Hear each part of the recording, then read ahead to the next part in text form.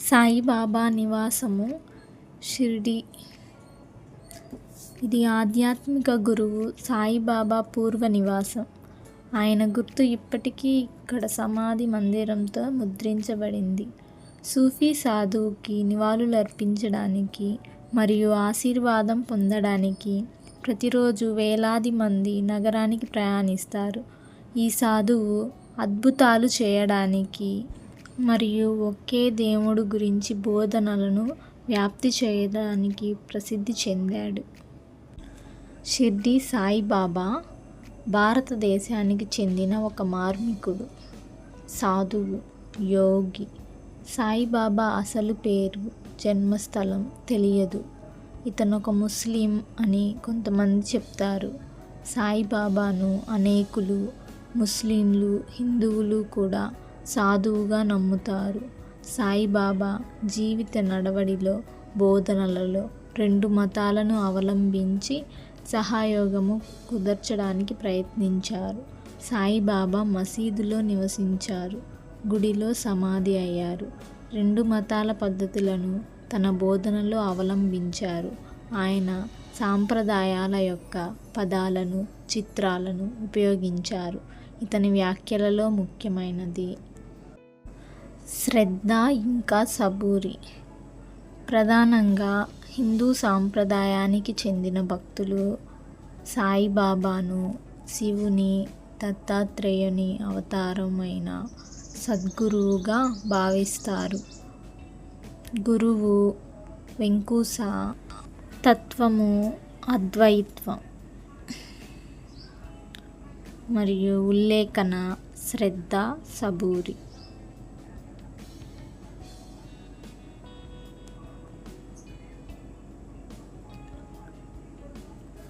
సాయిబాబా బోధనలో ప్రేమ, కరుణ, దానం, సంతృప్తి, శాంతి, దైవారాధన, గురుపూజ ముఖ్యమైనవి. అద్వైతం, భక్తి మార్గం, ఇస్లాం సాంప్రదాయాలు సాయిబాబా బోధనలలోనూ జీవనంలోనూ మిళితమై ఉన్నాయి. దేశవ్యాప్తంగా సాయిబాబాను దైవ స్వరూపునిగా గుర్తించి ఆరాధిస్తున్నారు. సాయిబాబా తన మార్గానికి, ఉపదేశాలకు చెందిన సంస్థాగత ఏర్పాట్లు ఏవీ చేయలేదు. ప్రత్యేకించి తన శిష్యులు అని చెప్పుకునే వ్యవస్థ కూడా ఏమీ లేదు. ఆయన అందరికీ చెందినవారు. సకోరికి చెందిన ఉపాసనీ మహారాజ్, అహ్మద్ నగర్కు చెందిన మెహర్ బాబా వంటి సాయిబాబా భక్తులు ప్రసిద్ధులయ్యారు. శ్రీ సాయిబాబా జీవిత సమయంలో కొందరు భక్తులు ఆయనను సదా అంటిపెట్టుకొని ఉన్నారు. వారిలో ముఖ్యులు మహల్సాపతి, హేమాన్ పంతు, శ్యామ దాసగను, హరి సీతారాం దీక్షిత్ alias కాకా దీక్షిత్, రఘువీర్ పురందరే, హరి వినాయక్ సారే, నానా సాహెబ్ చందోర్కర్, బల్వంత్ నాచ్చే, దామోదర్ రాస్నే, మోరేశ్వర్ ప్రధాన్, నార్కే, కాపార్దే, కట్టేస్, రావ్ బహదూర్ ధూమల్, నానా సాహెబ్ నిమోస్కర్, అబ్దుల్, లక్ష్మీబాయి షిండే, భయ్యాజీ అప్పాజీ పాటిల్, కాశీరాం షింపి, కొండాజీ, గాబాజీ, తుకారాం, శ్రీమతి చంద్రాబాయి బోర్కర్, శ్రీమతి తార్కాడ్, రేగే, రాధాకృష్ణ ఆయి, కృష్ణశాస్త్రి, జగేశ్వర్ భీష్మ, సపత్నేకర్, అన్నా చించినీకర్, చక్రనారాయణ్, జనార్దన్ గల్వంకర్ మొదలగువారు కలరు. తన దైనిక వ్యవహారాలలోనూ, బోధనలలోనూ సాయిబాబా హిందూ మతానికి చెందిన సాంప్రదాయాలను, ఇస్లాం సాంప్రదాయాలను కూడా పాటించారు. నమాజ్ చదవడం, అల్ ఫతీహా మననం, ఖురాన్ అధ్యయనం వంటి ఆచారాలను ప్రోత్సహించారు. కానీ చాలా ఇతర ఆచారాలను పాటించలేదు. ఆయన దుస్తులు కూడా సూఫీ ఫకీర్ తరహాలో ఉండేవి. మతం, కులం వంటి భేదాలపై ఆధారపడిన విద్వేషాలను పూర్తిగా వ్యతిరేకించారు. అలాగే సనాతన ఛాందస సాంప్రదాయాలను ఏ మతానివైనా గాని ఖండించారు. తాను ఫకీరుగా ఉన్న తన అనుయాయులను సామాన్య గృహస్థ జీవనం గడపమని చెప్పారు. ప్రార్థన, భగవన్నామ స్మరణ, పుణ్యగ్రంథ పఠనం వీటిని ప్రోత్సహించారు. ఖురాన్ చదవమని ముస్లింలకు, రామాయణం, భగవద్గీత, విష్ణు సహస్రనామ స్తోత్రం వంటివి పారాయణం చేయమని హిందువులకు ఉపదేశించారు. నీతిబద్ధమైన జీవనం గడపమని, ఇతరులను ప్రేమించి సహాయం చేయమని చెప్పారు. తన భక్తులకు 2 ముఖ్యమైన లక్షణాలు అలవర్చుకోమని పదే పదే చెప్పారు. అవి శ్రద్ధ అంటే విశ్వాసం, భక్తి, దీక్ష, సబూరి ఓర్పు, సాధన. నాస్తికత్వాన్ని తప్పుపట్టారు. అశ్రద్ధ చేయకుండా బాధ్యతలు నెరవేర్చాలని, వ్యామోహానికి లొంగకుండా ముక్తులు కావాలని ఉపదేశించారు. 2 మతాల గ్రంథాలను సాయిబాబా ఆదరించి వ్యాఖ్యానించారు. వాటిపై ఆయనకు లోతైన పరిజ్ఞానం ఉంది. హిందూ మత విషయాలపై బాబా వ్యాఖ్యానాలలో అద్వైతం, భక్తి అంశాలు కలగలిసి ఉండేవి. తన నివాస స్థానమైన మసీదుకు ద్వారకామాయి అని పేరు పెట్టుకున్నారు.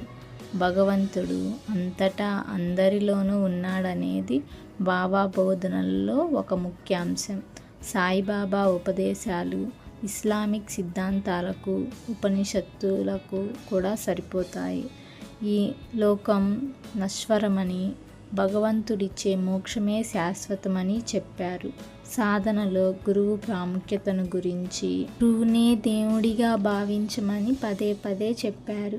పూర్వపు కర్మల కారణంగా వివిధ ఫలితాలు సంభవిస్తాయని కూడా చెప్పారు.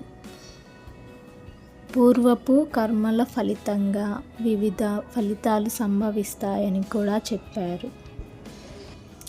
సాయిబాబా రచించిన గ్రంథాలేవీ లేవు. సాయిబాబా బోధనలు మౌఖికంగానే శిష్యులకు లభించాయి. అవి పెద్ద పెద్ద ఉపన్యాసాలు కావు. సమయానుసారంగా చేసిన చిన్న చిన్న ఉపదేశాలు. తన వద్దకు దర్శనానికి వచ్చిన వారిని తరచూ సాయిబాబా దక్షిణ అడుగుతుండేవాడు. అలా వచ్చిన ధనాన్ని పేదలకు పంచిపెట్టేవారు. మిగిలిన కొద్దిపాటి ధనంతో పొగాకు, అగ్గిపెట్టెల వంటివి కొనేవారు.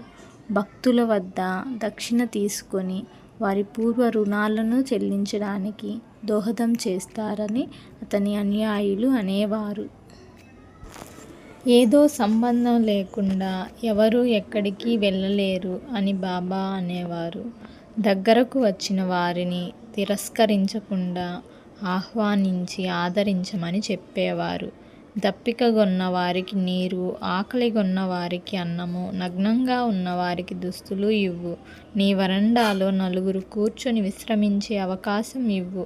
అలాగైతే శ్రీహరి తప్పక ప్రసన్నుడవుతాడు. ఒకవేళ దానం చేయడం ఇష్టం లేకపోతే మర్యాదగా నిరాకరించు గాని వారి ఎడల కుక్కలాగా మొరకవద్దు అని చెప్పాడు. బాబా చెప్పిన వాటిలో మరికొన్ని ప్రసిద్ధ వాక్యాలు. నేనుండగా భయమెందులకు? అతనికి మొదలు లేదు, తుది లేదు. తన భక్తులకు బాబా 11 వాగ్దానాలు చేశాడు. అవి షిరిడీలో అడుగుపెట్టిన వారి కష్టాలు తీరినట్లే. మసీదు మెట్లెక్కగానే దీనులలో సంతోషం వెల్లివిరుస్తుంది. నేనీ భౌతిక దేహాన్ని విడిచిన తరువాత కూడా సచేతనంగా ఉంటాను. నా సమాధి నా భక్తులను దీవిస్తుంది. వారి అవసరాలకు అక్కడే జవాబు లభిస్తుంది. నా సమాధి నుండే నేను మీకు దర్శనమిస్తాను.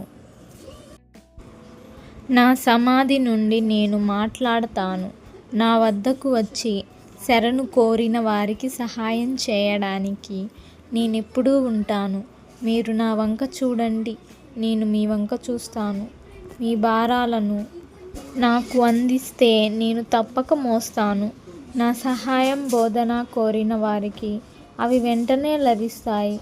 నా భక్తుల ఇంట లేమి అనేదే ఉండదు.